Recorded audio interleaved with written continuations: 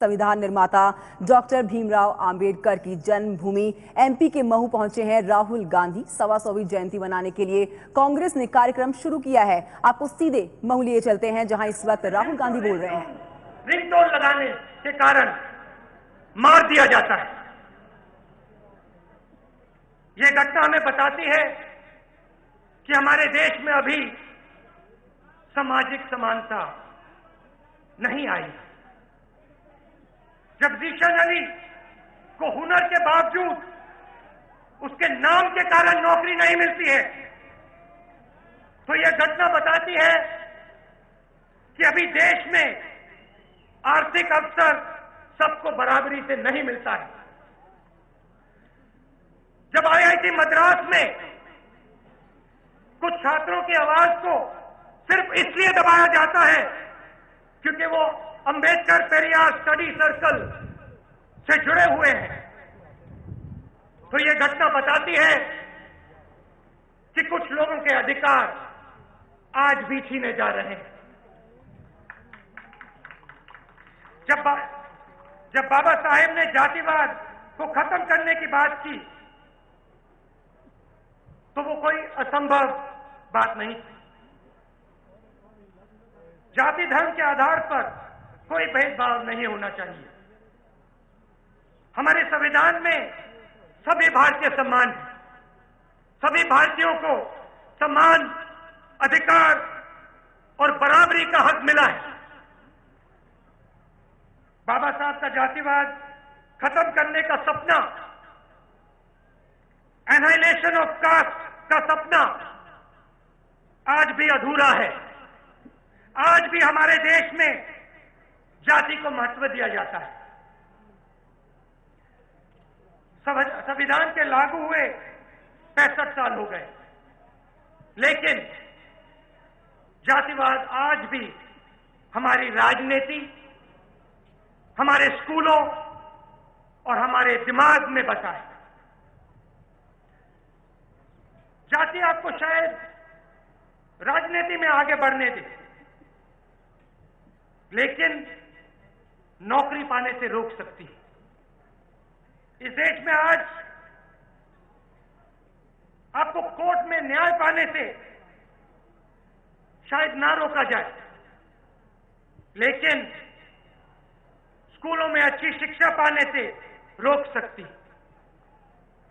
सच्चाई यह है कि आज भी भारत में, हमारे देश में जातिवाद से कोई नहीं बच सकता। हमें जातिवाद को जड़ से उखाड़ कर फेंकना है।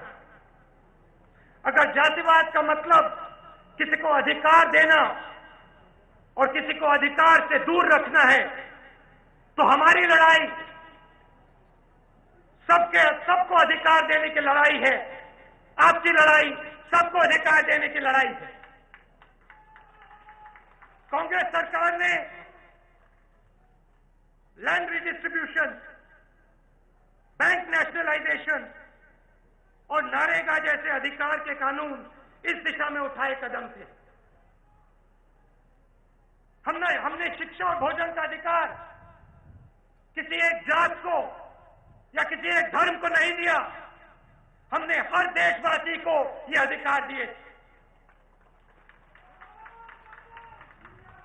बाबा साहेब की 125वीं एनिवर्सरी प्रोग्राम मनाते हुए हम ये याद करेंगे कि उन्होंने किसके लिए लड़ाई लड़ी। कांग्रेस पार्टी किसके साथ खड़ी होगी, किसके साथ खड़ी रहेगी। जहां कहीं भी अन्याय होगा, चाहे वो दलित, आदिवासी, महिला या किसी भी धर्म के लोगों के साथ हो, कांग्रेस पार्टी आपको वहां खड़ी दिखाई देगी।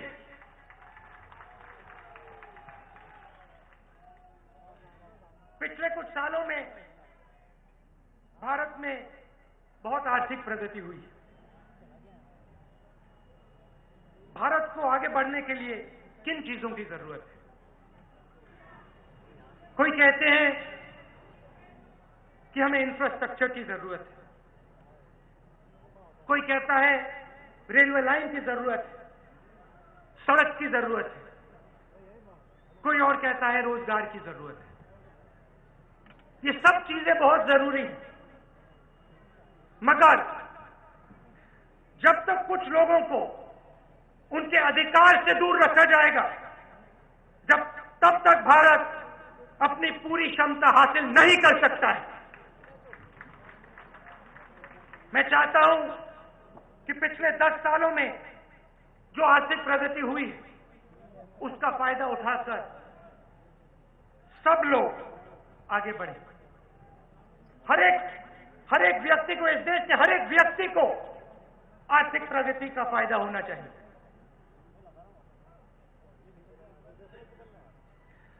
सभी वर्गों के लड़के और लड़कियों को सरकारी ही नहीं, प्राइवेट नौकरी मिलनी चाहिए।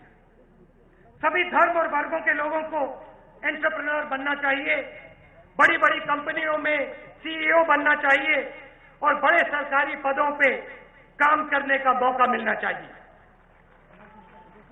इस पर कोई दो राय नहीं हो सकती। जातिवाद एक सच्चाई है और इसको हटाने के लिए बाबा साहब के उस महान मिशन को पूरा करना हम सबकी जिम्मेदारी है। यह एक मुश्किल काम है, आसान काम नहीं। हमें यह नहीं सोचना चाहिए कि भारत को अब उन विचारधाराओं से कोई खतरा नहीं है जो एक इंसान को दूसरे इंसान से नीचा मानती है।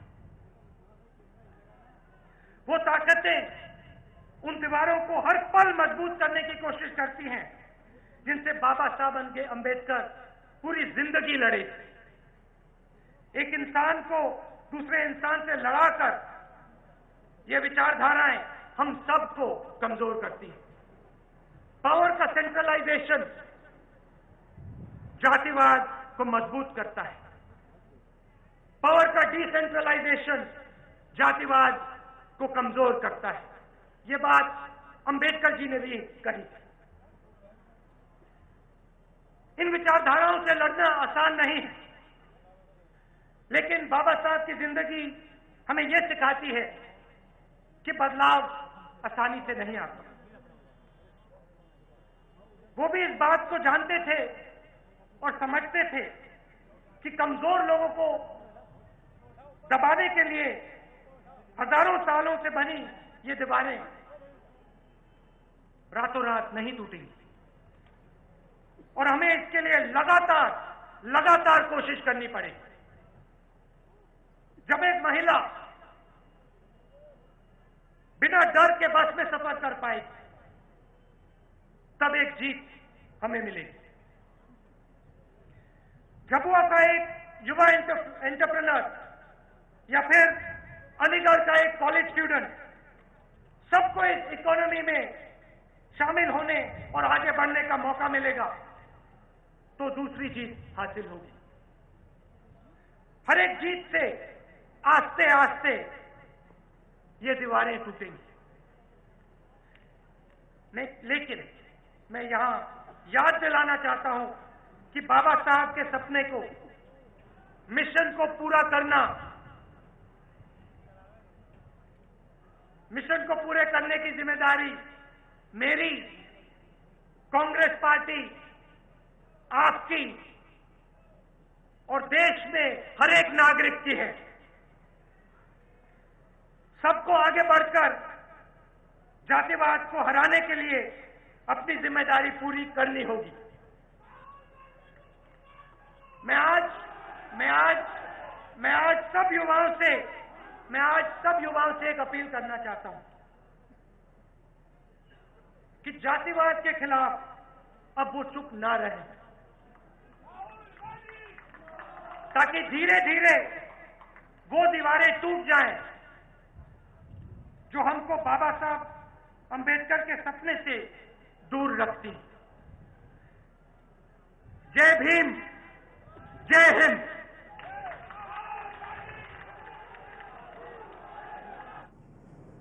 तो सुन रहे थे आप कांग्रेस उपाध्यक्ष राहुल गांधी को, जिन्होंने अपने भाषण की शुरुआत आईआईटी मद्रास के उदाहरण को देकर की कि जिस तरह से वहां पर दलित छात्रों के संगठन की मान्यता को रद्द कर दिया गया। इस तरह से नहीं होना चाहिए।